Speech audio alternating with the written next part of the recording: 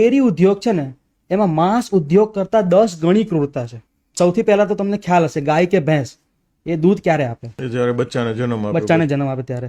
તો એના બચ્ચાને જન્મ આપવા માટે સૌથી પહેલા એને ગર્ભવતી કરવી પડે. તો ગર્ભવતી કરવા માટે નેચરલ મેટિંગની કોઈ પ્રોસેસ નથી ડેરી સિસ્ટમમાં.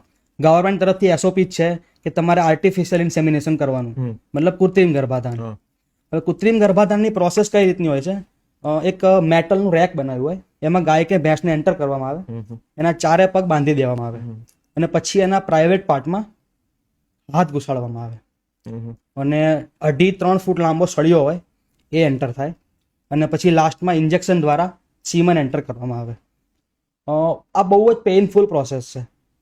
તમે ડિટેલમાં વિડીયો જોઈ લેજો યુટ્યુબમાં, તમને આઈડિયા આવી જશે કે કેટલું પેઇનફુલ છે. એ ગાય ભેંસ વિચારો સાંભળવાથી જ પેઇનફુલ લાગે, એમ પછી જોવાની તો તો બહુ જ પેઇનફુલ પ્રોસેસ છે. ઇવન સાયન્સ બી માને છે કે આ એકદમ ટ્રેન પ્રોફેશનલ કરતો હોય ને વસ્તુ તો બી એ પેઇનફુલ છે ગાય ભેંસ માટે.